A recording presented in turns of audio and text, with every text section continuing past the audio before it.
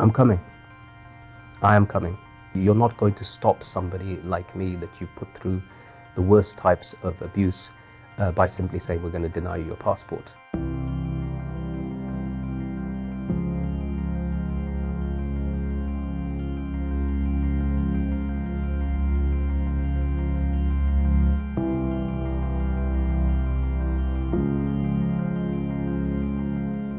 I've been held in 3 detention sites, I've been arrested 3 times under anti-terrorism, and I've had my passport taken away 3 times. And amongst all of that, over the past 20 years, I've never been charged or convicted with a crime.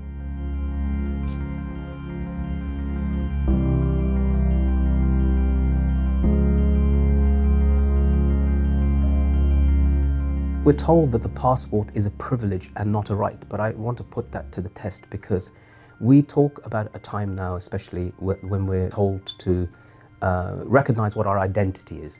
And passport is very much a document of identity. It says that you are British.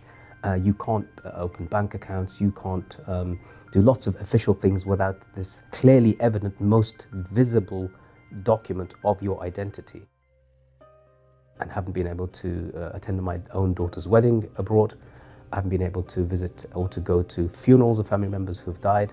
And crucially, I haven't been able to go for those very things that the government was always afraid of, and that is to go to investigate British and American crimes in complicity, in torture, in various conflict zones around the world.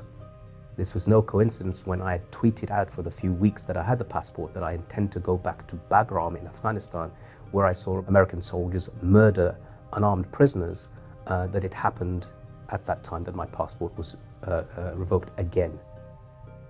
Over the past 2 decades, and particularly since 2013-14, they've taken at least 300 people's nationalities and stripped them away. That includes, yes, evidently people involved in terrorism abroad and are a threat, but it also includes people who are aid workers and have never posed a threat to the United Kingdom.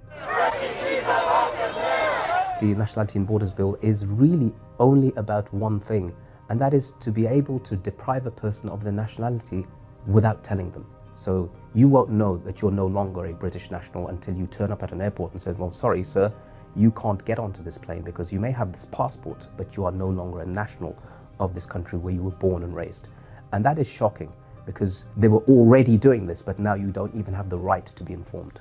And because it's such an arbitrary law and the evidence that is used to deny a person's nationality or to revoke it cannot really be challenged because you can't see it. The consequential result of all of this is that it affects primarily people from Asia or who hail from Asia and from Africa. So it is deeply racist in its application. There is one case of one person who had his nationality revoked who was not from Asia or Africa, but actually from Britain, a young boy from Oxford. But he's also a Muslim. So what this tells you then is that even if you're a white Western British man or woman, you could have your nationality revoked if you happen to be Muslim. The argument is that this is applied to people who are, their presence is not conducive to the good and the safety of the British public.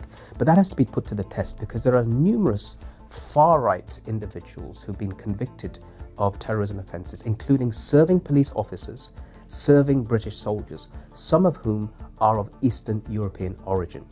Now, none of them have faced the idea of having their nationalities revoked. It's not even up for discussion, based upon a study done by Cambridge University in 2016 or 17, which noted that at one airport alone, 88% of the people stopped and detained and questioned, searched and interrogated were Muslims. And Muslims are about 4% of the entire population. So this tells you disproportionately, and based upon those statistics, that this is just one of the multitude of laws that exist that are Islamophobic at state level.